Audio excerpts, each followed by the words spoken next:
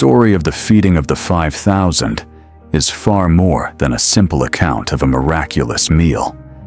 It is a profound, cosmic revelation of a compassion that knows no boundaries and a divine providence that speaks directly to the deepest hungers of the human soul. Our journey begins not with a miracle, but with a moment of profound human exhaustion and heavy-hearted grief. Jesus and his disciples had been traveling relentlessly through the dusty villages of Galilee, their spirits weighed down by the tragic news of the execution of John the Baptist. In search of a sanctuary for prayer and a brief respite from the pressing crowds that followed their every move, they boarded a small, weathered wooden boat, pushing off from the familiar, lapping shores of Capernaum. Their destination was a desolate place, a quiet, uninhabited region across the Sea of Galilee, where the only sound would be the wind through the tall grass. Visualize the rhythmic, hypnotic splash of the oars against the sapphire blue water and the gentle creak of the mast as the disciples sought a moment of silence. However, the world was not ready to let the healer go. As the boat glided across the expanse of the lake, the people in the surrounding towns caught sight of the vessel, driven by a desperate, soul-deep hunger for a hope they couldn't name and a healing they couldn't find elsewhere. Thousands of men, women, and children abandoned their homes, their shops, and their daily bread. They began to race on foot along the shoreline, a growing tide of humanity swelling with every village they passed, their eyes fixed on that tiny speck of a boat on the horizon. By the time the boat's keel finally scraped the coarse sand of the remote eastern shore, the solitude Jesus sought had been utterly transformed into a sea of expectant faces. 5,000 men, not counting the thousands of women and children who stood among them, had turned a barren wilderness into a massive, living amphitheater. A lesser leader might have looked upon this intrusive, demanding crowd with frustration or a sense of resentment, seeing only a disruption of much-needed rest. But as Jesus stepped onto the shore and looked into the weary, searching eyes of the multitude, the scriptures tell us that he did not see a nuisance. He was moved with a splendid, gut-wrenching compassion. He saw them as sheep without a shepherd, lost, wandering, and spiritually famished. Instead of dismissing them, he spent the long, sweltering hours of the afternoon healing their sick, touching the outcasts, and speaking words of life that fell like rain on parched, cracked soil. As the sun began its slow, majestic descent toward the horizon, casting long, golden amber shadows across the emerald hills of Galilee, the practical reality of their isolation began to settle upon the disciples like a heavy, cold fog. They looked at the vast expanse of people and then at the barren, uninhabited landscape, realizing that night was falling and the people had nothing to eat.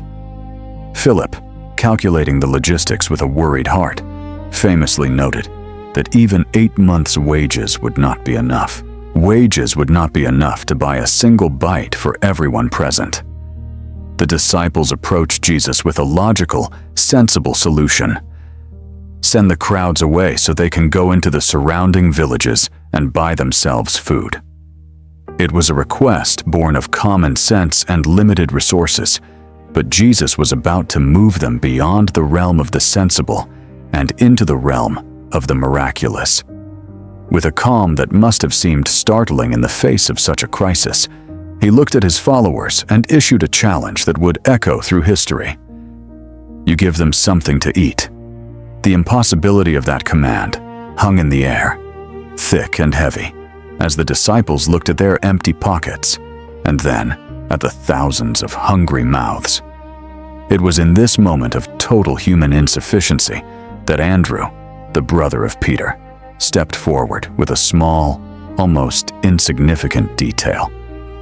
He had found a young boy, perhaps a child who had stayed close to the front of the crowd, captivated by the teacher's voice and unwilling to leave. This boy had brought a small wicker basket containing 5 small barley loaves, the coarse, dry bread of the poor, and 2 small, salted fish. Andrew's voice carried a hint of sheepishness, a reflection of our own human doubt, as he asked the question we all ask when faced with overwhelming need. But what are they among so many?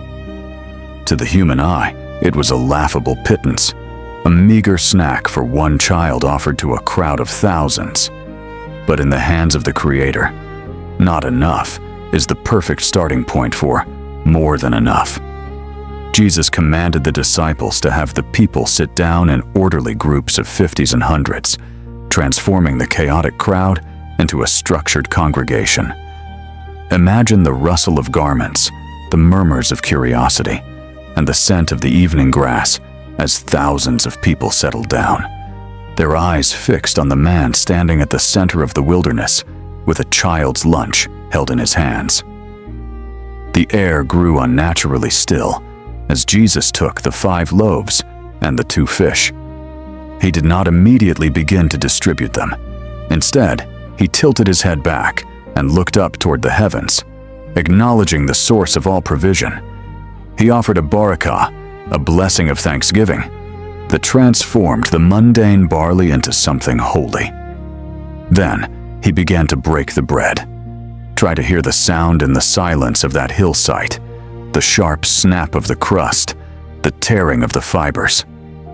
As he handed the pieces to his disciples, something inexplicable and glorious began to happen. The bread did not run out. The fish did not diminish. With every break of the loaf, with every handful passed to a disciple, the supply was replenished by an invisible divine hand. The disciples, who moments before had been paralyzed by the fear of scarcity, now became the conduits of an infinite, flowing abundance. They hurried back and forth between the rows of people, their baskets never emptying, their faces surely reflecting a mixture of shock, sweat, and holy awe. The boy's 5 loaves and 2 fish flowed out like a river of grace, reaching the very back rows, reaching the smallest child and the oldest man. There was no rationing, no careful measuring of portions to ensure everyone got a sliver. The text tells us that they all ate as much as they wanted. In that moment, the mountainside was no longer a desert. It had become a royal banquet hall, and the wilderness had become a place of unprecedented feasting. The miracle reached its true crescendo, not just in the eating, but in the deliberate aftermath. When the thousands had finally leaned back, satisfied and full, Jesus gave a final instruction that speaks to the heart of stewardship. Gather up the leftover fragments that nothing may be lost. This was a lesson in the sacredness of God's provision, a reminder that grace, while abundant, is never to be treated as cheap or disposable. As the disciples walked among the rows of resting people, they filled 12 baskets with the broken pieces of the barley loaves, 1 basket for each disciple who had doubted, a tangible, heavy, and undeniable proof of the Master's overabundance.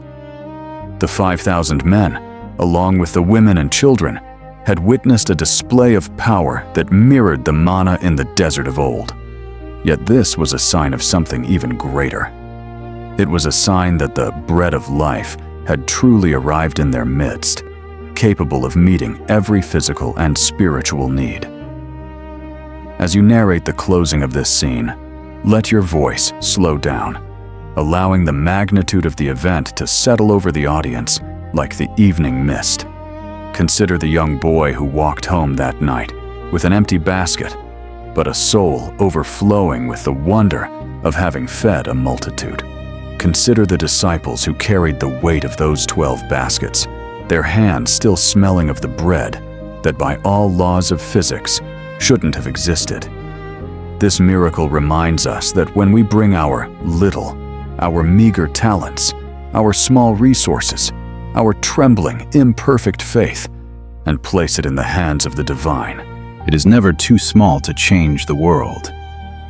It tells us that we serve a God who sees the hunger of the heart as clearly as the hunger of the stomach, and who is capable of turning a barren, hopeless wilderness into a place of plenty.